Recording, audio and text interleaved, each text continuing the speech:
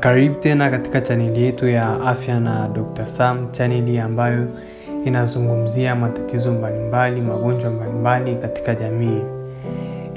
Bila kupoteza muda, siku ya leo tutakwenda kuzungumzia kuhusu ugonjwa unaoitwa shinikizo la damu, kitaalamu hujulikana kama hypertension. Huu ni ugonjwa ambao umekuwa ukiwasumbua watu wengi, hasa watu ambao wamekuwa na umri mkubwa. Na kitaalamu inasemekana ni kwamba ugonjwa wa shinikizo la damu ni ugonjwa ambao unaua kimya kimya. Unakuwa kimya kimya kwa sababu ni ugonjwa ambao ukiwa nao hauonyeshi dalili mpaka ugonjwa umefikia kwenye hatua za mwisho ndo unakuja kuonyesha dalili. Kwa hiyo kwa namna hiyo tunaona kwamba ugonjwa wa shinikizo la damu ni ugonjwa ambao ni hatari, na bila wewe kugundua mapema mpaka baadaye pindi ambapo utakuja kuonyesha hizo dalili, utakuja kupata dalili ambazo ni mbaya na mwisho wake kupelekea wewe kudhoofika kabisa. Sasa ngoja tuanze na maana ya shinikizo la damu. Kama wewe haufahamu kuhusu shinikizo la damu, unaweza kuelewa kwa namna hii. Kwa kawaida miili yetu imeumbwa na damu ambayo tunafahamu kwamba hii damu ndio inatuwezesha, huwa inasambaza virutubisho mbalimbali kwenye mishipa, kwenye viungo vyetu. Kwa hivyo virutubisho vinasambazwa kwa kutumia hii damu ambayo inazunguka katika mishipa yetu. Na tunafahamu kwamba ili hii damu izunguke katika mishipa yetu kuna kiungo ambacho kinaitwa moyo. Hicho kiungo ndicho kinachofanya kazi ya kusambaza hii damu kwenye mishipa yetu ili ifike kwenye viungo ambavyo vinahitaji hivi virutubishi. Na kwa kawaida moyo huwa unahitaji pressure ili kupampu hii damu. Na kama tunavyojua, ili mwili wetu ufanye kazi kwa namna ya kawaida, unatakiwa uwe katika usawa. Manake kama kitu kimezidi au kimepungua inaanza kuwa changamoto. Kama nilivyokwisha kusema kwamba moyo wetu huwa unahitaji pressure ili kupampu damu katika mishipa. Pindi ambapo sasa ile pressure ya damu inapoongezeka au kushuka, tunaingia sasa kwenye changamoto ambayo inaitwa shinikizo la damu. Tumeona sasa hiyo changamoto mtu anaipata pindi ambapo hiyo pressure ya damu au pressure ya moyo kupampu damu imeongezeka sana au imepungua sana, tunaingia kwenye changamoto. Sasa mtu anaweza kuja na swali na kuniuliza, hii changamoto ya shinikizo la damu nitaijuaje? Kwa kawaida asilimia karibia 95 ya watu wenye ugonjwa huu wa shinikizo la damu hawaonyeshi dalili. Ni asilimia 5 pekee ambayo ya watu wenye shinikizo la damu huwa wanaonyesha dalili, ambayo dalili hiyo ni pamoja na maumivu makali sana ya kichwa. Unakuta mtu anakuja kwako anakuambia nina maumivu makali sana ya kichwa, na ukija ukimpima pressure ya damu unakuta ile pressure ya damu iko juu, ila asilimia kubwa ya watu huwa hawaonyeshi dalili.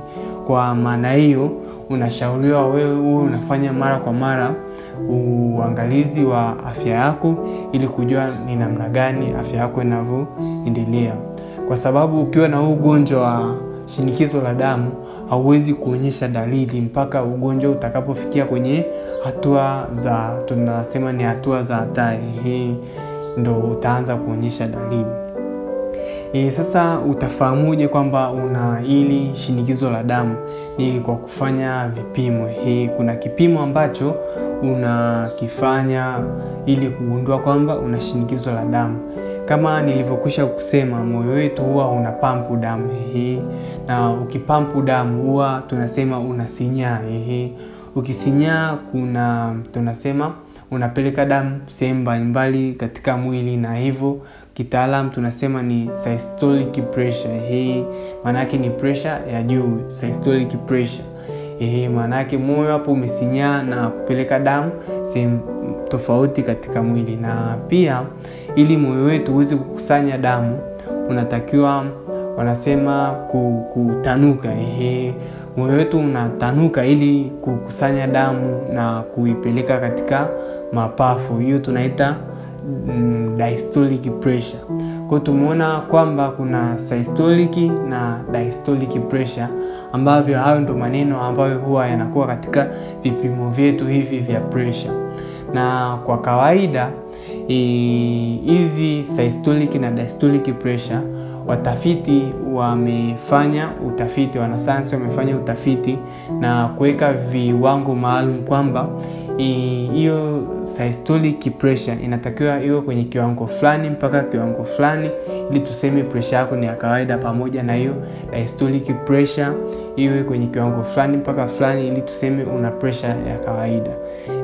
Na kwa mtu wa kawaida pressure yake ya damu kwa systolic pressure inatakiwa ianzie 95 mpaka 139.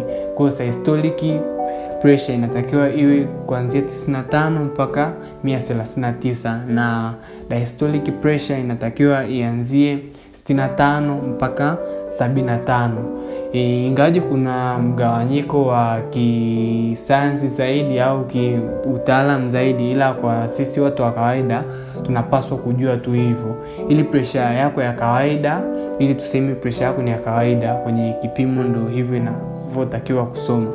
Na pressure ikiongezeka juu ya hapo, tuseme systolic pressure ikawa zaidi ya 139, ikaanzia 140 na kuendelea, hapo tunaanza kusema kwamba wewe una pressure ya damu, pamoja na diastolic pressure ikaanza kwenda juu ya 80.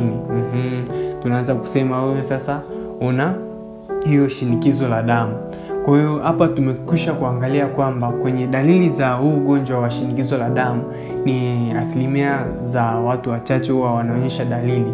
Na ili ufahamu kwamba una huu ugonjwa wa shinikizo la damu, unatakiwa uwe unafanya vipimo.